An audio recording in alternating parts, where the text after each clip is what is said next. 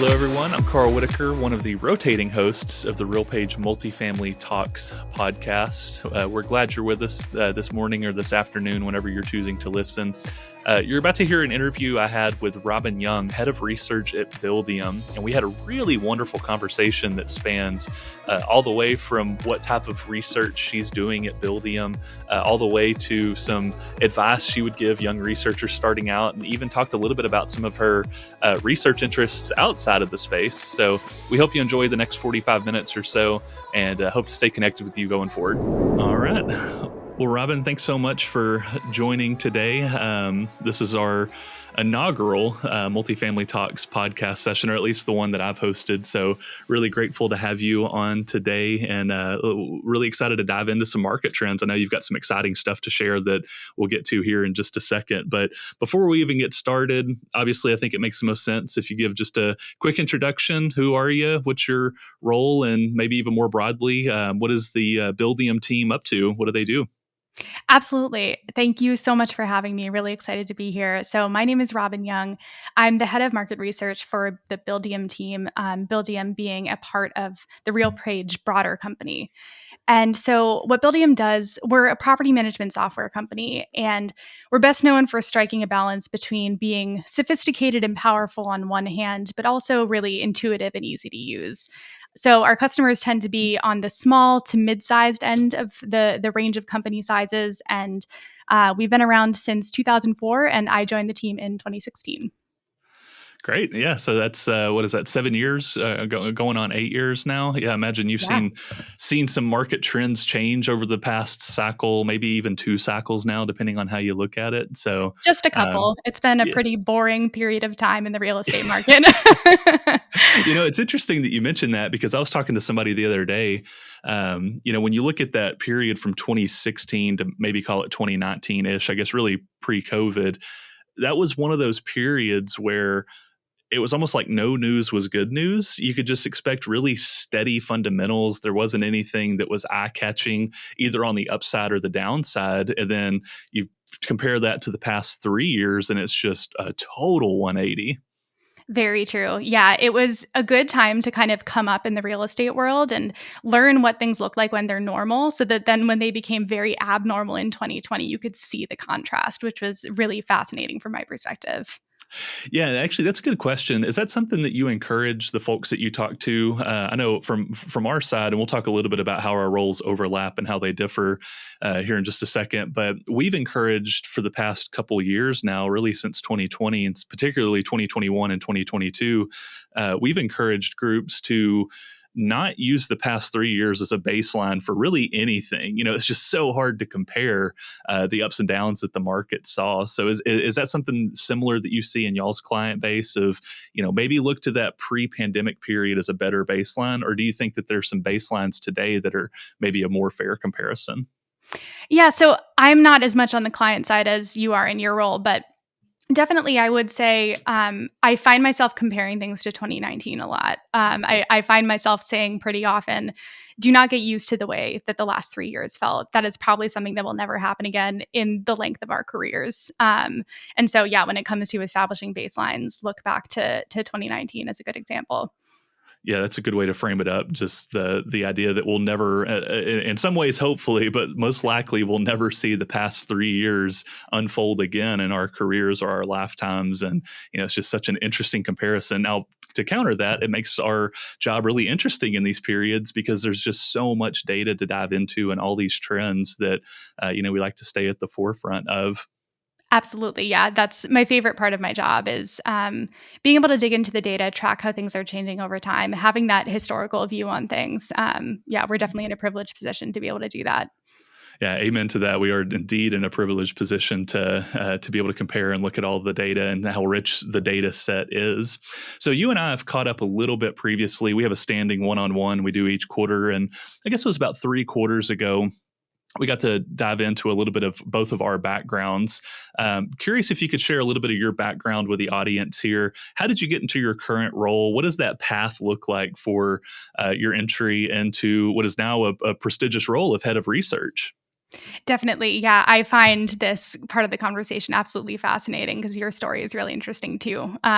So I first started out in social science research. That's what my bachelor's and my master's are in. But I happened to graduate during the Great Recession. And so when it came time to find a job, I found work as a writer for tech companies. And so my first several roles were doing that, were copywriting for different tech companies in the Boston area. And so that's how I found my way to Buildium. I was actually managing several blogs for them and writing content. And I very quickly found my niche, which was super in depth, research intensive, long form content. I took over writing our property management industry report that had started about a year before I came to the company. And that was, I mean, it was just clear that's what I was meant to be doing. And so as our content team started to grow, other people were able to take on the blog work for me. And I moved into research full time. And I think it's been 5 or 6 years now. And yeah, I haven't looked back since. It's really been a wonderful fit. Yeah, I love that you share that too, because it's interesting. It's not, how do I frame this up? I feel like it's very rare to see somebody enter a research role whose background in college or in their early career was also research. That's just kind of it's a little bit of a specialty niche in some ways. So to meet somebody and talk to somebody that actually does have that social science background, and for me, I'll share a little bit of my background as well. We're probably the only two people that you're going to run into in a one-on-one conversation in the multifamily arena in particular that actually both share a background in social science research. My undergraduate was in social sciences with a secondary certification. So my initial goal was to go teach high school and be a coach. And then shortly after doing that for a little bit, I was like, you know what? I'm still kind of in the school mindset. I'm just going to go ahead and get my master's, and got that in geography. But again, I think a lot of when people hear social sciences, I think they tend to go back to their 6th grade social studies course where you get a little sampling of history, your very first lessons in economics. But it really is more than that. And there's a huge application there's a huge ability for this research to be applied, understand it, disseminate it, work through it. So it's fascinating hearing your background there in the social sciences. Yeah, I definitely think there are just so many parallels that I'm surprised more people don't find their way to this space. I've found such a home in real estate because there's just endless opportunities to discover new things about this industry, and the ways that it touches people's lives there's just so many parallels to psychology and sociology, which I know are things that we both like to nerd out about. And yeah, there are just so many parallels there that it's been such a good fit, and I can't imagine doing anything else now. Yeah, and I think it's interesting too, and this is probably a good example of where our roles have a lot of overlap, but some parts, kind of think of it as a Venn diagram. Our roles aren't a perfect circle. They have that overlapping part. And then we have our independent approach to things. A lot of the research that you're doing is coming at it from a very qualitative perspective. Can you tell me a little bit about the research that you're doing and how you're applying some of these qualitative methods to your broader research? Definitely. So I run a lot of surveys. That's the biggest part of my research. And it's something I'm very passionate about because I think that, there's a lot to be said for the quantitative work that your team does. I think being able to track historical trends through numbers it's the basis of all research, right? But I think what I do is a really great supplement to that because I get to ask property managers questions like, what are the greatest challenges that your business is facing right now? And that is something that we could look at the headlines and see, well, it's inflation, it's the labor shortage, it's any number of things. But to be able to ask them to describe it to me in their own words and really explain the cause and effect of economic trends on their business and on their experience as a human being in this industry, it's something that it's invaluable. You really can't overstate the value that comes from that kind of work. So We release a lot of reports kind of matching up what I find on the qualitative side of things with what your team is seeing on the quantitative side of things. And so you put the two together and you get some really great research. Yeah, and I want to talk about your report that's coming out here shortly. You've released it a couple times, so make sure I follow up on that talking point again. And just for those that are in the audience that maybe aren't as familiar with the differences to the research approach, the team that I work with here at RealPage is, as Robin mentioned, a little bit more focused on the quantitative side. How do you get these numbers? What's the methodology behind these numbers? On top of that, how do you model these numbers out, whether through a statistical equation or some sort of, simple Excel sheet breakdown? But I actually really like what Robin mentions here. One of the challenges of being a quote unquote economist is that oftentimes you're so data agnostic that it can really miss the human element. And we're seeing this play out before our eyes over the past, call it 6 to 9 months now. You look at things like job growth, you look at things like wage growth. Historically, those are two really good indicators of future apartment demand. Job growth and wage growth today are still really, really strong. But the second half of 2022 in particular was the weakest apartment demand we saw since the Great Recession. So there's this element of like, what gives if the data says that it should be a strong market? And I think it goes back to that humanistic, that psychological element. Our best guess, and at the end of the day, this is just a best guess, but our best guess as to what's happening in the past 6 to 9 months in terms of at least the conventional multifamily space is that with all of these economic headlines of tech companies on the West Coast laying off thousands of workers, inflation remains at a 40-year high.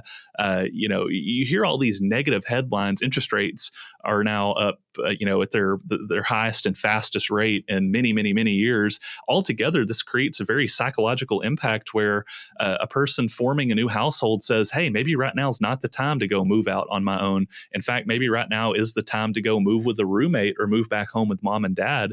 Kind of weather this economic storm, even though the economic storm really isn't there. It seems like it when all these headlines dictate as such. So, and again, I think you probably see some of that in your data, and that's where that's where it's beautiful to have that art and science married up in a lot of this quantitative versus qualitative research. That's so true. Yeah, that's so well put. And I think another really neat thing about our research is, we're putting out research for property managers, but we're not only speaking to property managers for our research, we are also speaking to renters and rental owners. And so we're able to kind of get ahead of trends and say, okay, property management industry, maybe you haven't noticed this happening yet, but renters are thinking about this. Your clients are thinking about this. Maybe this is something that will come to impact you 6 months from now. Whether it's how excited rental owners are about investing in more properties right now, or whether they're looking a few years out and saying, I'm going to wait until conditions get better. These are the kinds of things that our qualitative approach allows us to see ahead of time, which is really exciting. Yeah, and you really have to see both sides of the coin too, at least in my view, to get a truly objective research approach. Now, there's always going to be a component of research that's subjective, and I know maybe some more of the quantitatively driven folks aren't going to like to hear that. But again, I think that's where that beauty and the art and science marrying up is. And then further, just as you mentioned, having the perspective of both renters and owner, manager, operator groups, and how those two complement each other in many ways. Totally. And that's the benefit of being so immersed in what's going on in the market is I am taking my subjective perspective, which is what I'm reading about every day. And then I'm interpreting what renters, rental owners, and property managers say through the lens of what I already know is going on. So it does take a certain amount of knowledge about current trends in order to interpret all these anxieties and motivations that they're communicating to me in the surveys. I really like that. That's a good way to phrase that. The anxieties that are being experienced, and again, that's a really hard data point to say. Here's the number that's the anxiety measure. There's no anxiety index, but or if there isn't, maybe you and I can create one. Maybe so. Come up with our own sort of Case-Shiller index. Maybe we'll be known for the anxiety index, which maybe that's not as good of a thing to be known for. But yeah, you're totally right, and I think that's a good way to look at it. So kind of getting into the less formalized component of the interview, and we're going to jump around. And just so everybody knows, again, but we're really grateful for Robin joining the podcast today, because this is one of the very first podcasts we're releasing as part of the Multifamily Talks series. So we're kind of finding our footing in terms of interview style and what we want to hit on, what topics we want to touch on. But one of the less formalized questions that I had for you is, if you weren't currently in this role doing research on the apartment market space, what do you think you would be doing? So I kind of see an alternate life for myself where I was able to find a job in academia when I graduated with my master's. So I think I would probably be a part-time professor, maybe part-time novelist, which is a hobby that I have on the side. So yeah, I think I would probably be teaching and doing research in a different capacity. So teaching, research, and writing is kind of that perfect trifecta. If it's a three-legged stool, those are the three legs that stool really stands on for you. I think so. And, I found it in a different realm. So I'm very lucky to have found my way kind of backwards into exactly the role I was meant to be doing. But what do you think you would be doing in a different life? It's so funny, and I swear I'm not making this up for our viewers. Probably a professor. I think that would be exactly it. And I don't know if you had a similar experience, but going into grad school, you have this idea of getting a PhD, and it's this wonderful title, and that academia, you just live and breathe and research, and you're around all this creative energy that colleges tend to bring. But once you get about halfway through grad school, I don't know if this was your experience, but the wind can get taken out of those sails pretty quickly. It's an arduous process, and I have the utmost respect for anybody that goes through getting their PhD. It's a tough road. I totally agree. Yeah, I did a 1-year master's, and by the end of it, I was so burned out. And I think I just had this really strong desire to get out there in the business world and start making an impact right away, because I think so much of a PhD program is working on a dissertation that's years away from being realized. And I think maybe it's a desire for instant gratification, but I was just ready to get out there and work and start making an impact and seeing what I could do in the real world. So yeah, I'm glad that I did the master's. I learned so much that I use every day, but definitely not continuing on for the PhD and not staying in academia long term. I think I made the right choice. Do you think that PhD dream or that academia path, do you think that that's something that's still on the table 10, 15, 20 years from now? It could be. I think there's a lot of things that I love doing in life that I could see myself doing, all the way from going back into academia to even just being a full-time novelist and songwriter, which is another hobby I have, or being a librarian even. I think no matter what, my life involves books, right? I think that's what we're finding. Books and some sort of dissemination of words. I think even songwriting is exactly that. It's almost like the term poetry in motion comes to mind, but in many ways, songs are just kind of books that are sung in some ways. It's very true. Yeah, it's using the same part of the brain every day, for sure. So this is it's funny because I actually had this tapped out as our icebreaker question, but clearly we didn't even need one. That was that ice was already thawed from the get go. But one of my questions that I had for you is, or actually the icebreaker question I had for you, I should say, you're talking about music here. What are the last 3 artists you've played on your Spotify or Apple Music, whichever music service you use? Yeah, so I would love to take the opportunity to advertise my favorite musician, who's actually also from Texas. Okay, yeah, please do. Yeah, her name is Sarah Jaros.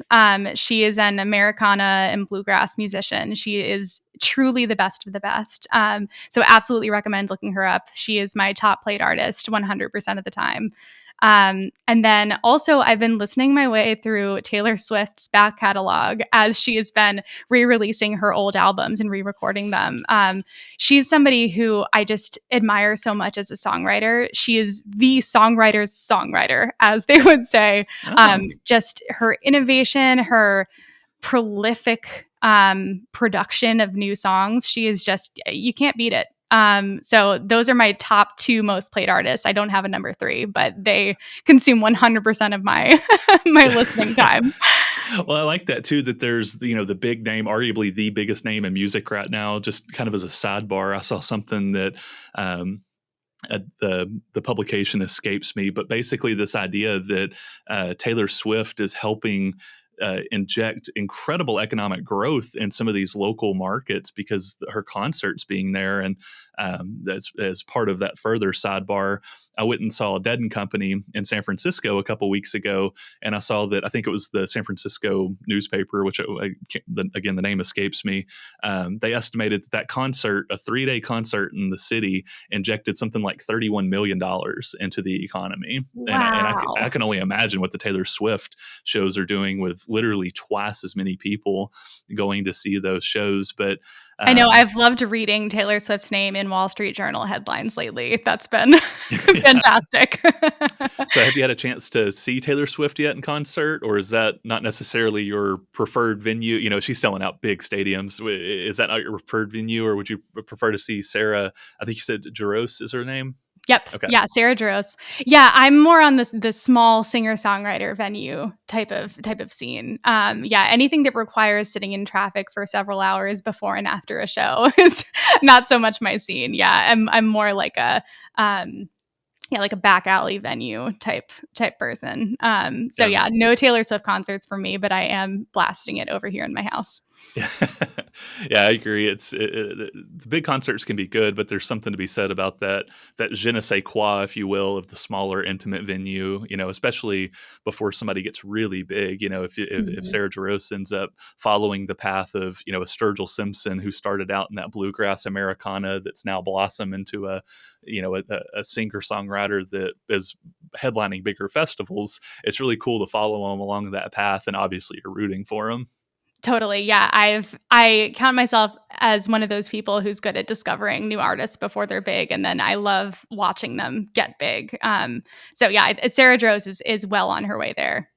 Oh man, well you've given me a good recommendation now. I'm going to have to go check her out, and I could honestly talk about music with you for hours. I mean, it's again, I'm not making this up for our audience, but that's my number one passion in my day to day is just researching, learning about music, being a DJ as a part-time DJ, part-time professor. That's probably something that I would enjoy doing, which is maybe not the most traditional path, but that would probably that's me in an alternate timeline. Now we know what to talk about in our next one-on-one. Yeah, for sure. Yeah. Oh, yeah, definitely. We've got lots to talk about. So I want to start bringing it back a little bit towards the research side, but I'm going to start with kind of a halfway question. Just curious, going back to the PhD question, did you have a research topic picked out that you were interested in researching for that full dissertation, or did you do a thesis as part of your master's degree? I guess outside of the multifamily arena, maybe this is a better way of looking at it. What are those research ideas that really light a fire within you? Yeah, that's a great question that no one has asked me in years. So I appreciate the opportunity to talk about it.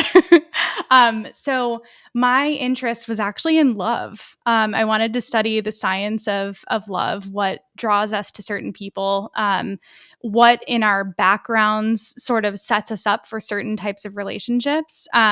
So my topic of study was called attachment theory, which is really it's about parallels between parent-child relationships and then adult romantic relationships. And so that was something that I did write a thesis, and it was published as a book, excuse me. So you can actually buy it on the Barnes & Noble website. It's overpriced, but you could do it if you really wanted to.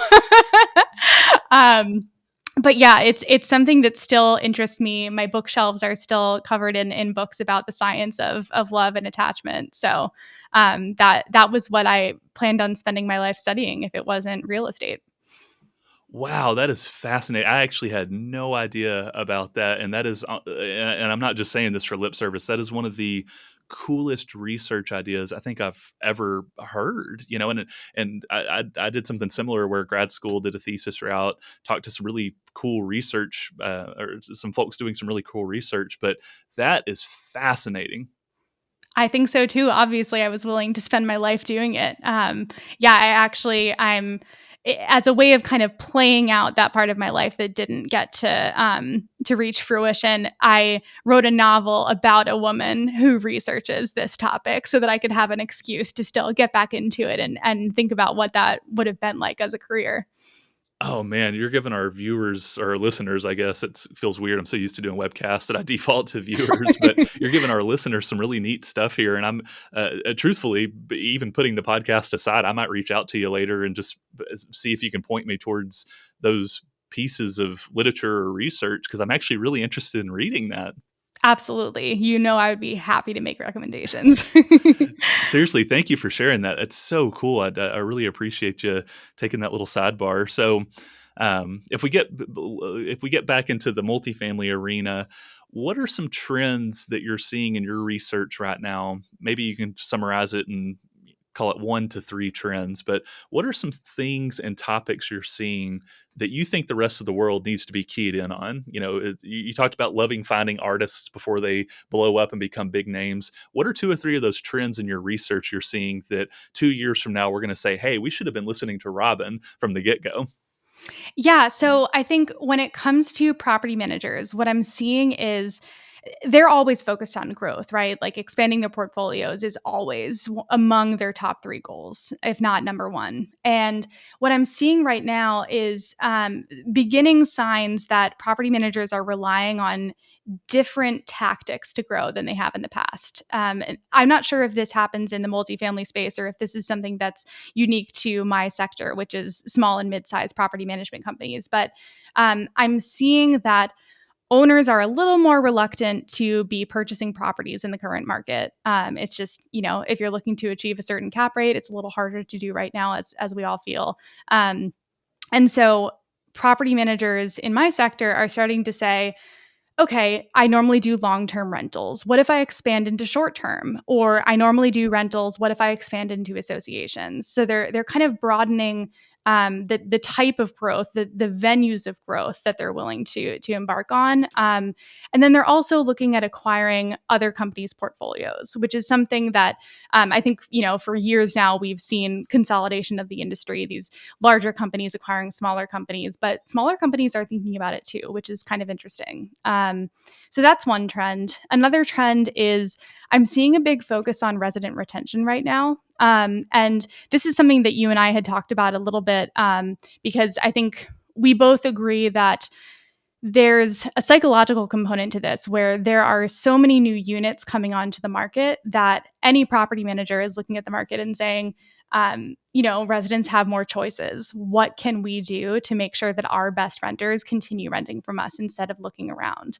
And so we're seeing more initiatives to keep renters in place instead of just trying to attract new renters to your properties.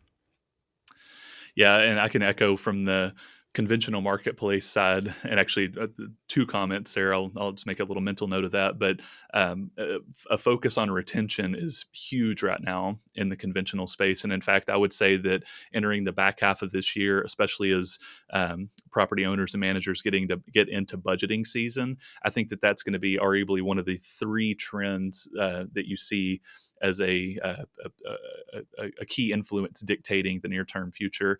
And to your point, even though the scale and the size of the businesses may differ, it's the same end goal that with all this new construction coming online, even if it's psychological, I think that property owners and managers right now are taking a kind of a bird in the hand is worth 2 in the bush, to borrow a phrase. I've got a good renter here. I'd much prefer that they stay in place rather than trying to source one in the future. And we see that in some of our data where, for example, in the June 2023 stats, the average term of a new lease that was signed was something like 12.5 months, which might not sound like a lot, but when you consider the scale of leases that are signed just as a default at 12 months, to bring that number up off of 12 by proxy of a 13, 14, 15, even 16-month lease, that has to be a lot of longer term leases. And you're exactly right. I think the idea there is that you can kind of offset some of that supply pressure by saying, well, we're happy to lock in a rate at 16 months, which, by the way, those longer term leases tend to be a lot more friendly for the renter themselves as well, because you spread out the effective rent over the life of a longer lease. You can almost compare it to a 60-month lease a 60-month payment on a car versus a 48. The end price may be the same. That sticker price is the same, but you're prorating it over a longer period. So it actually makes it more affordable for the renter. And I think that's something that you're seeing come into the equation. The second comment I wanted to make was, looking at just the freeze in transactions. It's interesting to hear that it's both bigger and smaller companies that are dealing with that right now. I think eventually we'll see it start to thaw out, but it's going to take a little bit of time before you see it really thaw. And again, a lot of it goes back to, you have maybe some economic quantitative data that supports that, but a lot of it really is psychological and qualitative as well. I totally agree. Yeah, it's definitely something that I think we're going to see it in our data. We're going to see it first. We're going to see rental owners start to say, "Okay, I'm interested in growing again," and then we'll be able to communicate that to property managers, which is something I hope to be able to do in the near future. I hope we'll have some good news on that front. Yeah, for sure. Well, speaking of good news, I know you have a big report coming out. It's one of the biggest things, if not the biggest thing, you work on each year. Tell us a little bit about what's on the horizon for your big annual report. Just kind of give our audience a flavor of what it is, where they can find it, what it contains, et cetera. Definitely. Yeah. Thanks for the opportunity to talk about it. So it's called the State of the Property Management Industry Report, and we release it every October in partnership with the organization, the National Association of Residential Property Managers. And so it's really exciting because we get to look at what the biggest trends have been in the past year and what the biggest trends will be in the coming year based on the surveys that we're running with property managers, renters, and rental owners, and then the market research that we're doing year round. And so I just finished writing the report, actually, which is really exciting. And it will be coming out in mid-October this year. And we'll actually be at the NARPM annual conference to sort of launch the report and host a panel. So definitely, if you're interested in getting the report when it comes out in October, you can follow me on LinkedIn or go on the Buildium blog, which is at buildium.com/blog. And we will make a lot of noise about it when it comes out, so you won't miss it. Yeah, and I've read reports from years prior, and super excited to read the October 2023 release. And also, just as a side note, October is my favorite month of the year. I think it's fantastic. So it's probably not a coincidence that this great research comes out at that time of year. But you mentioned the blog, some of the work that you and your team are doing on the blog side. Where can some of our listeners go to find the blogs and some of the research you're doing? Maybe they just need quick bits of information and are saving the annual report for later. Where can they find some of those shorter form pieces? I would definitely recommend the Buildium blog that I was just mentioning. So buildium.com/blog.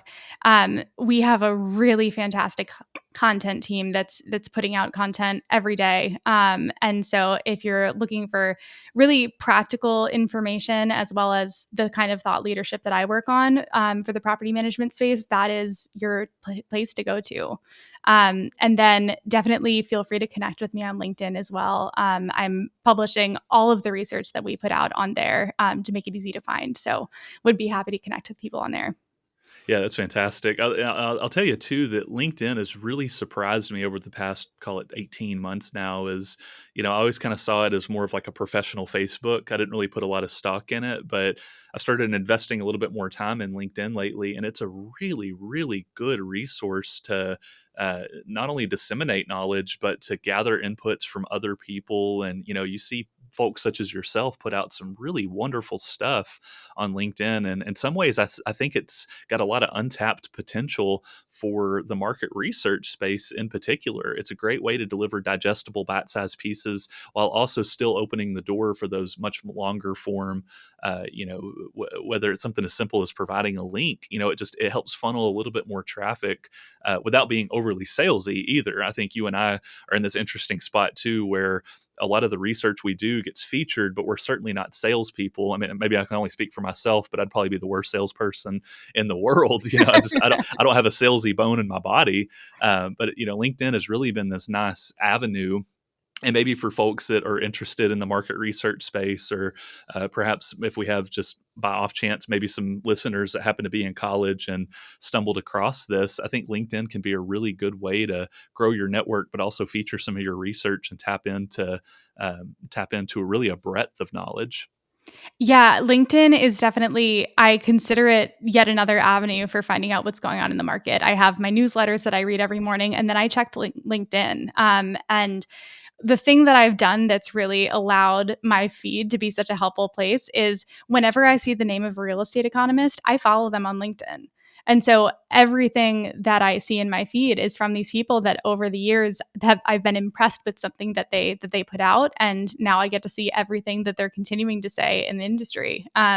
So yeah, it's really, if you curate your feed right, it can definitely be an incredibly helpful avenue for finding market research. Yeah, absolutely. And I think even to that point, one of the pluses of LinkedIn is that, essentially everybody gets a voice. And within economics, you're not always going to have the same prevailing point of view. You're going to see some economists that take a different approach. Maybe there's a pessimistic approach. Maybe there's an optimistic approach. Maybe it's a totally different school of economic theory. We want to get into that level of discussion today. But LinkedIn gives you the ability to really kind of bounce your own ideas off of two sides of the spectrum rather than just sitting in one side of the spectrum and being in an echo chamber. I suppose you could do that, but that's probably not what I would suggest is the approach.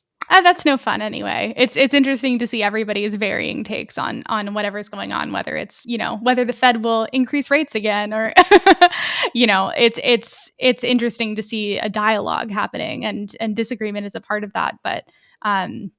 But yeah, it's extremely informative. And I think Wednesday, speaking of, I think it's Wednesday at the date when we're recording this, which is July 25th. I think July 27th, the Fed will announce their decision. The FOMC will announce their decision on the next round of rate hikes, whether it happens or not. And it's funny because if economists are bad at predicting one thing, unfortunately, oftentimes it is, are rate hikes coming? And we'll just have to wait and see what happens. I think that may signal to the rest of the market, maybe certainly on the transaction side, whether or not you're going to see some of that buyer activity start to thaw out once again. Yeah, I think so too. I'll be watching with bated breath along with everyone else. Yeah, for sure. So it looks like we're getting close to the 40-minute mark here. We certainly could talk for a full hour, but I don't want to I don't want to overstay my welcome. You've already been so generous with your time. I think two last questions that I'd like to wrap up with. The first one's going to be a little bit more formalized and business friendly. The second one's going to be more informal and just. I think it's cool that you've been able to showcase a little bit about Robin in today's discussion. So I'll focus on that second. First question. For somebody that's maybe interested in getting into the market research space, or for somebody that maybe doesn't quite understand it but would like to dig in a little bit more, what advice would you give to someone who's looking for more research, or maybe even looking to get into the market research space? So if you're still in college, I would definitely say take some research methods classes. I think those are incredibly they're useful no matter what you go into. And if you're out of college and in the working world, I would definitely recommend, like I was saying, just follow voices in the industry on LinkedIn. I think that there are some really smart people out there who have takes on the industry that you can learn from. And yeah, so really taking an approach of educating yourself in every possible way that you can, no matter what role you're in right now, broadening your understanding of what's going on in the economy, in the housing market. I think it's something that can really bring a perspective to any role that you're in. Yeah, I tend to agree with that. And I think that's just good life advice for that matter of, dig into research topics. That's one of the things I've found myself doing a lot recently on Reddit is following, and this is a total off-topic subject here, but on Reddit, following the subreddits of individual trades where, you follow the HVAC subreddit or you follow the mechanic subreddit. And, I'm certainly not, I don't think I'm the most mechanically inclined person in the world, but it's been a good way to learn a little bit about different things that otherwise I wouldn't have much exposure to. And then to further that, whenever you start looking at a market research space, I think it's a really great way, whether it's, again, LinkedIn, Reddit, Twitter, pick your social media site du jour. I think it's a good bit of advice to expand your breadth of knowledge and your exposure to all sorts of school of thought, and just really calibrate your worldview based on the rest of the views around you, while still being steadfast in your own. I totally agree with that. Yeah, I've actually interestingly gotten into Reddit lately too, because it's such a good way to be on the ground, listening to people talk about whatever subject in incredible depth and detail. And honestly, it reminds me of the survey work that I do, just to bring things back to that level. Being able to hear things in people's own words, there's just incredible value in that if you're looking to learn more about a topic. So yeah, definitely a big proponent of Reddit too. Yeah, I like the way that you brought that back to research. I think that that's a good example of application of some of the things that we've talked about thus far. All right, so we're right at the 40-minute mark, and I know that we want to be mindful of everyone's time. So my last question for you: you recently took a road trip across the U.S. You and I talked about it, so I've already had the privilege of hearing some of the highlights. But what were your favorite parts and even favorite experiences of your recent road trip? Yeah, so this was definitely the adventure of a lifetime. I drove from Boston to San Diego and back. I had a conference in San Diego, and I thought, why not have an adventure on the way to and from the conference? And so I would say my favorite experience was in Tucson, which was my favorite city that I visited. I was standing in Saguaro National Park at sunset, just watching the sun go down behind all these cacti, and it was absolutely magical. I think about it all the time still. I can't wait to go back someday. I found that road trips are a really good way to see a little bit of a lot of places. And I think I'm craving to see a few places in greater depth, like Tucson, Phoenix, Dallas, Columbus. Those are the cities that I kind of identified as places I would love to go back to. St. Louis too, actually. I really loved that city too. So yeah, I'm hoping someday I get the chance to go back and be able to spend more than 24 hours in each of those places. Yeah, absolutely. I 100% agree. My wife and I have done plenty of road trips. I guess it was August, we drove from Dallas to Chicago, Chicago out to Reno for Burning Man, Reno to Los Angeles to Joshua Tree, stayed there for a few days, then went from LA to Denver, stayed in Colorado for a few days. Anyway, about 8,000 miles, which was probably similar to your road trip in terms of total mileage, but it was just such a wonderful way to see parts of the country that maybe you wouldn't otherwise see. You're probably not going to have a business trip to Tucson, for example. So such a blessing to be able to see that and sample it. And by the way, bringing it back to the research space, all of those cities you mentioned, maybe with the exception of St. Louis, outside of very specific strategy plays, which I think the right strategy can work in any market for what it's worth. But all of those cities you mentioned, I actually think have good, if not great, potential from an investment and operational approach. Columbus, it's got Ohio State University, it's got that slow and steady Midwest footprint. Dallas is, I say this all the time, it's an absolute economic juggernaut. The market is adding something like 110,000 people every year over the past decade plus. I mean, that is just immense growth. And I think it gets washed out sometimes when being a local, seeing all that growth happen. So yeah, it's funny to see that.